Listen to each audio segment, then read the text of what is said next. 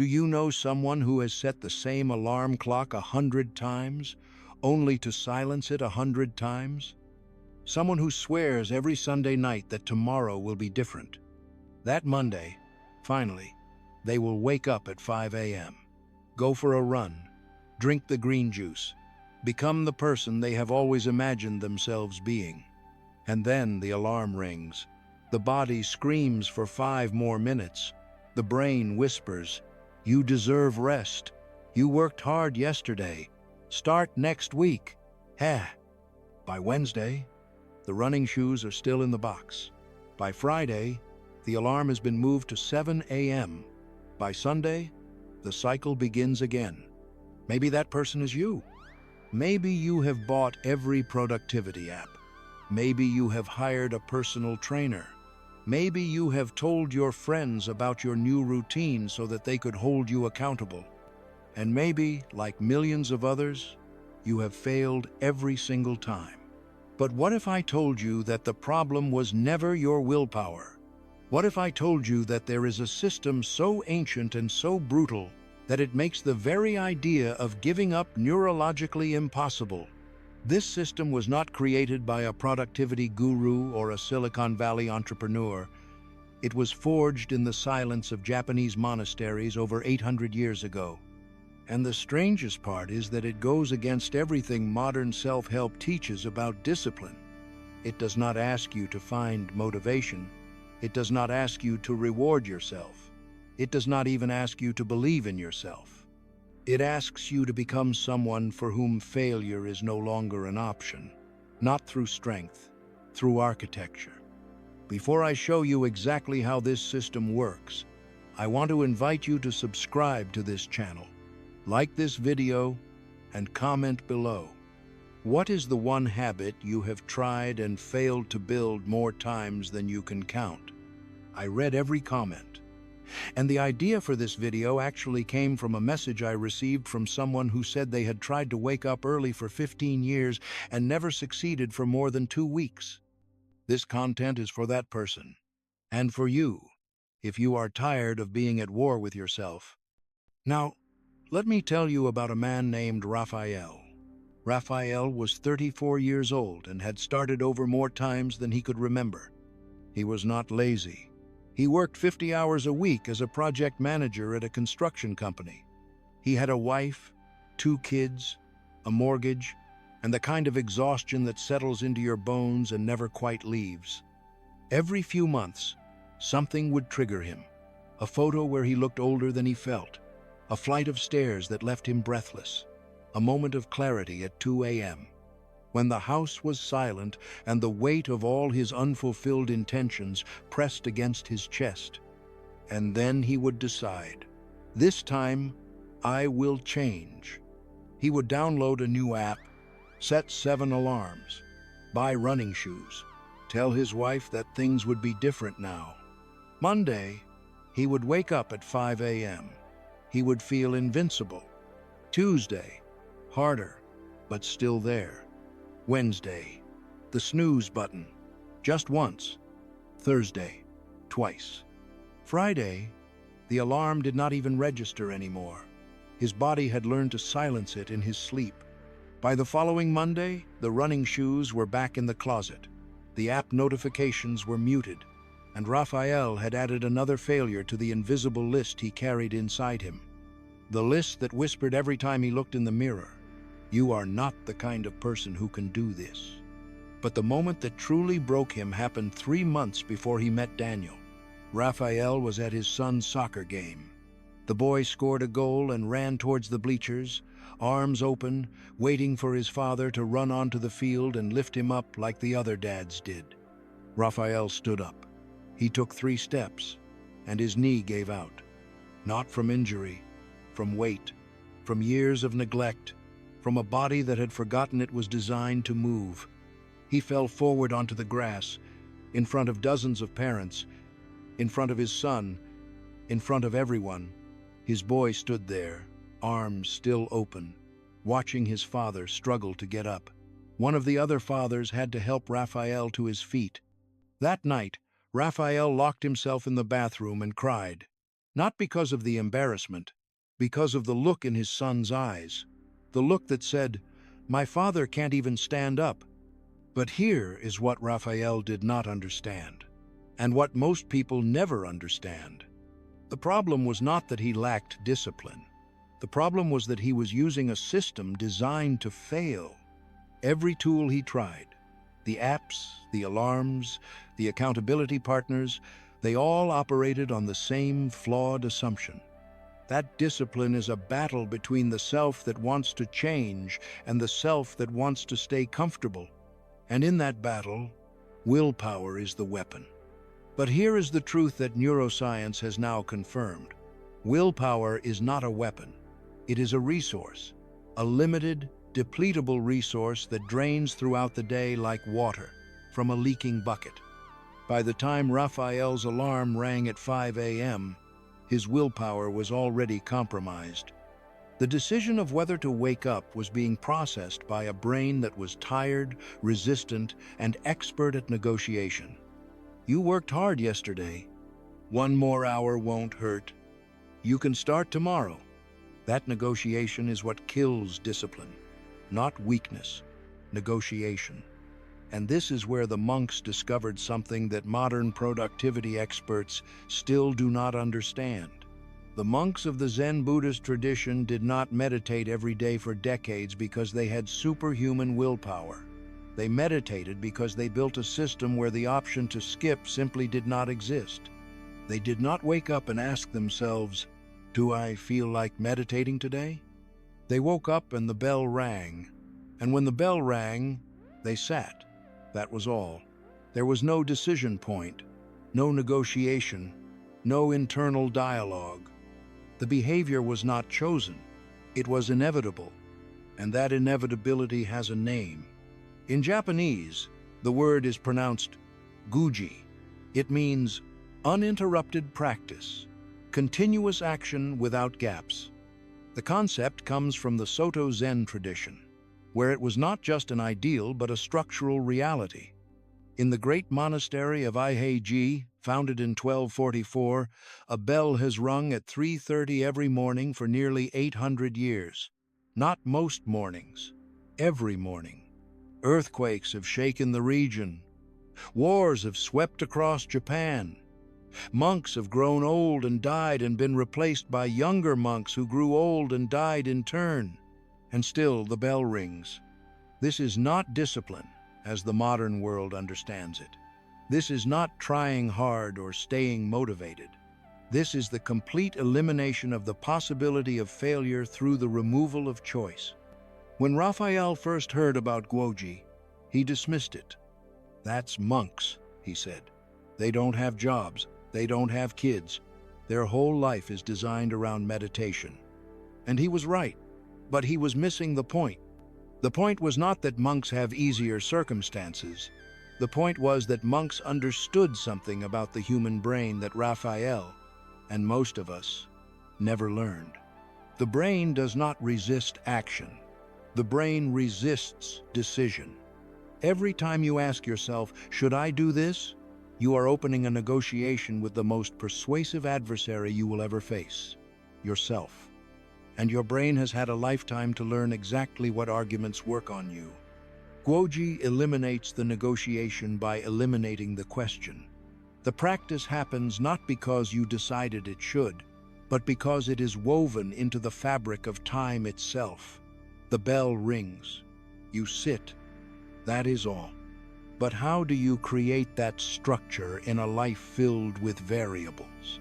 How does a project manager with 2 kids and a mortgage build a monastery inside his own existence? That was the question Raphael needed to answer. And the answer came from an unexpected source. Raphael's brother-in-law was a strange man. His name was Daniel, and he had always been the oddball of the family. 10 years earlier, he had been in worse shape than Raphael. Overweight, anxious, working a dead-end job, drinking too much on weekends. Then something changed. Nobody knew exactly what happened. Daniel did not talk about it, but over the course of 2 years, he transformed, not dramatically, not visibly at first, but steadily. He lost 40 pounds. He left his job and started a consulting business that now earned 3 times what he used to make. He ran marathons. He seemed impossibly calm. At a family gathering, after one too many beers, Raphael finally asked him, "Daniel, what happened to you? What did you do?" Daniel looked at him for a long moment, and then he said something that Raphael would remember for the rest of his life. "I stopped trying to change and started making change impossible to avoid." Raphael did not understand. "What does that mean?" "It means I stopped asking myself whether I felt like doing things. I built a structure where the things just happened, where I happened." "But how?" Daniel smiled. "How badly do you want to know?" "I'm desperate." "Good. Desperation is the first requirement. Meet me tomorrow at 4:45 inches the morning. My house. We'll go for a walk." Raphael hesitated. 4:45 inches the morning? "I know what you're thinking," Daniel said. "You're already negotiating with yourself, already looking for reasons it won't work. That's the old you. The new you shows up tomorrow at 4:45. No decision, just presence." That night, Raphael set his alarm for 4:30. He did not sleep well. He kept waking up, checking the time, anxious. At 4:30, the alarm rang. His body screamed for more sleep. His brain began the familiar negotiation. But then he remembered Daniel's words. The new you shows up. No decision, just presence. He got out of bed before he could think about it. He drove to Daniel's house in the dark. And when Daniel opened the door, already dressed, already awake, he simply nodded and said, "Let's walk." They walked in silence for 30 minutes. The streets were empty. The world was asleep. And Raphael felt something he had not felt in years. He felt like he had won, not a big victory, a small one, a microscopic one, but a victory nonetheless. When they returned to Daniel's house, Daniel made coffee and sat Raphael down at the kitchen table. "You just experienced the first principle," Daniel said. "The most important one. I call it the elimination of the when." "The elimination of what?" "The elimination of the when. The question, when will I do this, is the first crack in any discipline. The moment you have to decide when to do something, you've already introduced negotiation. You've already given your brain an opening." Daniel leaned forward. "The monks solved this 800 years ago. They didn't wake up and decide to meditate. The bell rang, and they sat. The time was fixed, non-negotiable, not because they were disciplined, but because the discipline was built into the structure." "But I can't have a bell." "You don't need a bell. You need a time, a specific, unchanging time that becomes as fixed as the sunrise, not early morning, not before work, a time, 5 a.m., every day, no exceptions." "Why 5? "Because the world is asleep. No emails, no messages, no children needing attention. The variables are minimized. The negotiation has no fuel." Raphael thought about all the times he had said, "I'll work out in the morning," without specifying when, how that vagueness had become the crack through which his good intentions escaped. "That's just the first principle," Daniel said. "There are 4 more, but you're not ready for them yet." "Why not?" "Because you haven't proven you can do the first one. Come back in 2 weeks. Same time, 4:45. Every day for 2 weeks, we walk. If you miss a single day, we're done. I won't help you anymore." Raphael felt a flash of resistance. 2 weeks? Every day? "I know it sounds extreme," Daniel said, reading his expression. "But you've tried gentle. You've tried flexible. How has that worked for you?" Silence. 4:45 tomorrow. The new you. No decision. Just presence. The first 3 days were brutal. Raphael's body fought him every morning. His wife thought he was crazy. His brain invented 1,000 reasons why this was unsustainable, unreasonable, unhealthy. But he showed up. 4:45, Daniel's house, the walk. On day 4, something shifted. He woke up 2 minutes before his alarm. His body, somehow, had begun to anticipate the routine. On day 5, he noticed that the walks had become meditative. The silence, the darkness, the rhythm of footsteps on empty sidewalks. His mind was quieter than it had been in years. On day 7, his wife said, "You seem different." "Different how?" "I don't know." Calmer, more present. Raphael did not know how to explain it. He had not lost weight. He had not achieved anything measurable. He had just walked for 30 minutes every morning for a week. But he felt like he had done something remarkable. He had kept a promise to himself, 7 times in a row, without negotiation, without exception. On day 14, he arrived at Daniel's house feeling something he had not felt in 15 years. Confidence. Not the fake confidence of a new resolution, the quiet confidence of proof. Daniel noticed. "You're different." "I am." "You're ready for the second principle. I call it the death of the what." The death of the what? The death of the question. What will I do? You've eliminated when. The time is fixed, but there's another crack where discipline bleeds out. Variety. Daniel poured more coffee. Most people think variety is good. They change their workout routines. They try different meditation apps. They mix up their morning rituals. And every time they introduce variety, they reintroduce decision. And every decision is a negotiation. And every negotiation is a risk. So what's the solution? Rigidity, monotony. The same sequence, in the same order, at the same time, every single day, for 90 days minimum. Raphael frowned. That sounds boring. It is boring. And that's the point. You're not trying to be entertained. You're trying to become someone new. And becoming someone new requires repetition so extreme that the behavior stops being a choice and becomes a reflex. Daniel handed him a piece of paper with a simple list. 1. Wake at 4:45. 2. Drink 1 glass of water. 3. Walk for 30 minutes. 4. 20 push-ups. 5. 10 minutes of silence. 6. Cold shower. This is your sequence for the next 90 days. Nothing else. Nothing added. Nothing subtracted. The same thing, every day, until your body does it without your permission. What happens after 90 days? After 90 days, this stops being something you do. It becomes something you are. The behavior moves from your prefrontal cortex, where decisions live, to your basal ganglia, where habits live. It becomes automatic, like brushing your teeth. You don't decide to brush your teeth. You just do it. Raphael looked at the list.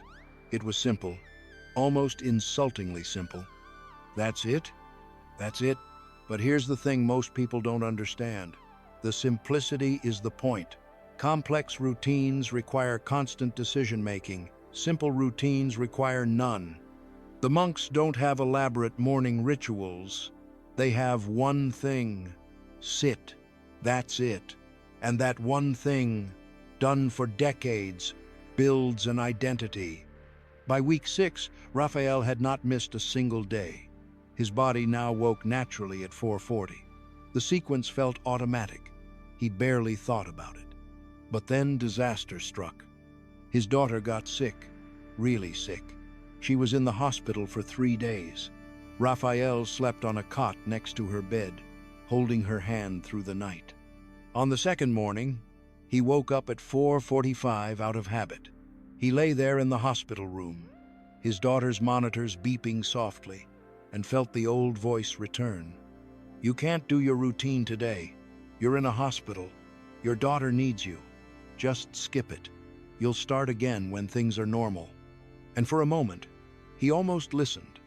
But then he remembered something Daniel had told him on one of their walks. Discipline is like a river. In times of abundance, it flows wide and full. In times of drought, it becomes a thin stream. But here's the thing about rivers. The moment the water stops flowing entirely, even for a day, it stops being a river. It becomes a dry bed. And dry beds are very hard to fill again. Raphael understood now. The principle was not about perfection. It was about continuity, about never letting the stream dry completely.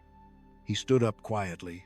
He walked to the hospital bathroom, and in that tiny space, he did 10 push-ups instead of 20. He stood in silence for 3 minutes instead of 10. He splashed cold water on his face instead of taking a cold shower. It was not his full routine, but it was something. The stream kept flowing. When his daughter recovered and they returned home, Raphael resumed his full sequence without any struggle, because he had never stopped. He had just narrowed the stream until the drought passed. This was the third principle, Daniel explained later, the myth of all or nothing. Most people think discipline means doing everything perfectly or not at all. So when circumstances make perfection impossible, they stop entirely. They wait for conditions to be right. And while they wait, the stream dries up, and they have to start over from zero. But you kept going. You adapted. And because you adapted, you maintained the identity. You remained someone who practices, not someone who used to practice. Raphael realized this was the key insight he had been missing for 15 years. He had always treated discipline as a fixed thing. Either you do it fully, or you don't do it at all. But real discipline was fluid. It bent without breaking. It narrowed without stopping. By month 3, Raphael had been transformed. Not just physically, though he had lost 15 pounds without trying. The walks and push-ups had reshaped his body gradually, almost imperceptibly. But the real change was invisible. His wife noticed it first. "You don't seem anxious anymore," she said one evening. "You used to carry this tension everywhere. Now you're just steady." His colleagues noticed it too. In meetings, he was calmer, less reactive. He listened more. When problems arose, he did not panic. He simply addressed them. One of his team members asked, "What's your secret?" "Some kind of medication." Raphael laughed. "I wake up at 4:45 and walk for 30 minutes. That's it." The colleague looked confused. "That can't be it." "It's not the walking," Raphael said. "It's the proving. Every morning, I prove to myself that I can keep a promise. And when you know you can keep promises to yourself, you stop being afraid." This was the fourth principle, and perhaps the most profound. Identity precedes behavior. Daniel had explained it this way. Most people try to change their behavior in hopes of changing their identity. "I'll exercise so that I can become a healthy person." But this has it backwards. You have to become the identity first. You have to declare yourself a healthy person, and then the behavior follows naturally. But how do you become something you're not yet? Through small, consistent proof. Every time you keep a promise to yourself, you deposit evidence into the account of your new identity. One day, there's enough evidence that the identity becomes undeniable. You don't exercise because you're trying to be healthy. You exercise because you are healthy. That's who you are. Raphael understood. For 15 years, he had tried to force behavior change through willpower.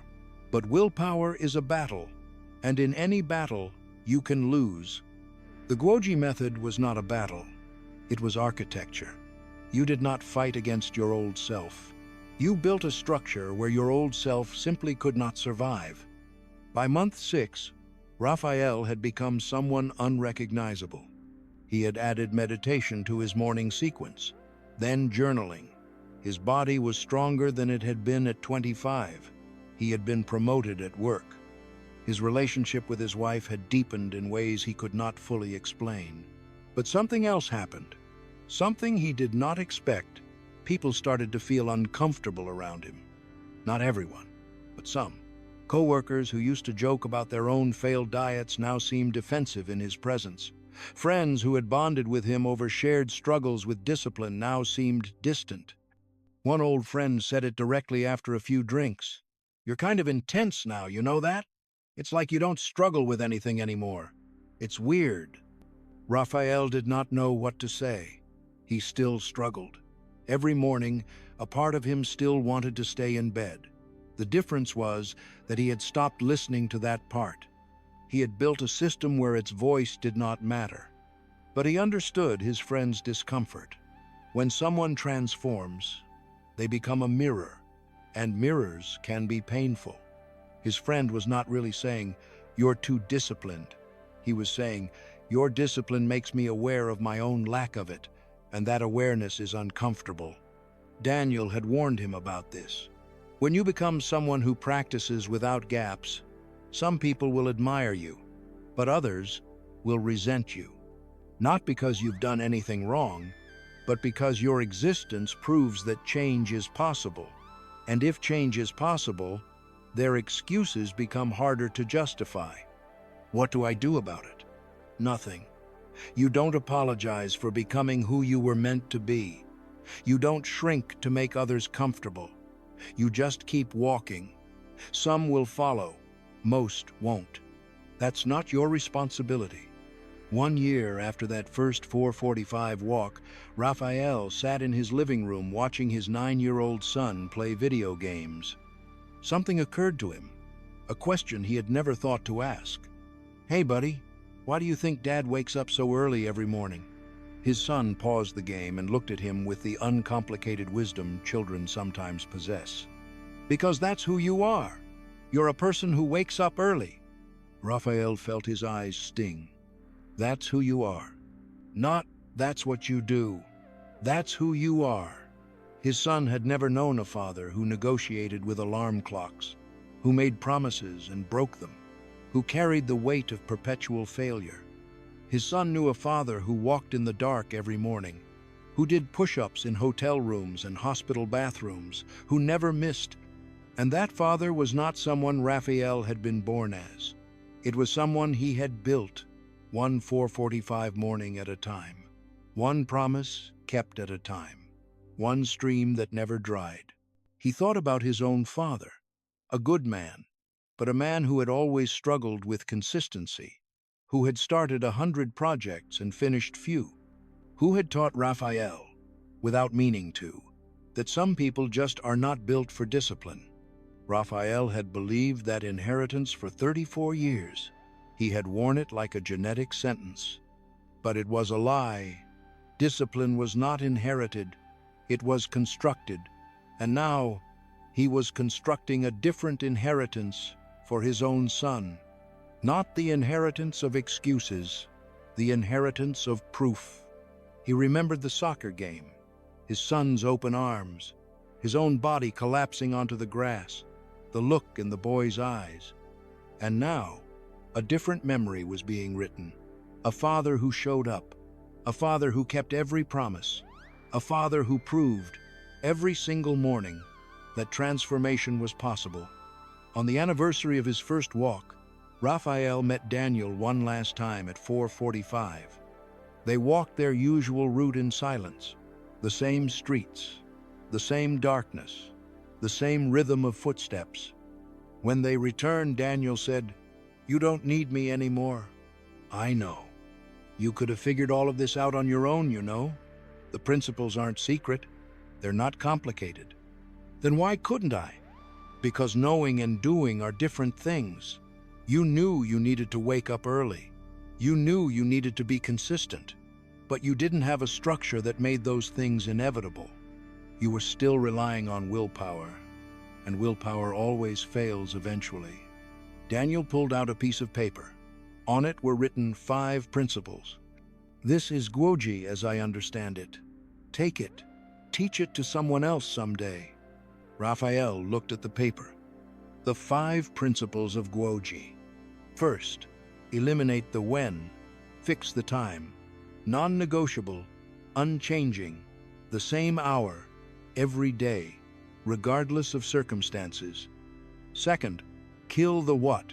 Fix the sequence, the same actions, in the same order, for at least 90 days. Monotony is the gateway to automaticity. Third, destroy the all or nothing. When circumstances make full practice impossible, narrow the stream, but never let it dry. Something is always better than nothing. Fourth, build identity before behavior. Declare yourself as the person you want to become. Collect evidence through small, consistent actions. The behavior follows the identity, not the other way around. Fifth, pre-solve the obstacles. For every predictable disruption, travel, illness, crisis, have a protocol ready. If X happens, I will do Y. Decisions made in advance remove the burden of deciding under stress. Raphael folded the paper and put it in his pocket.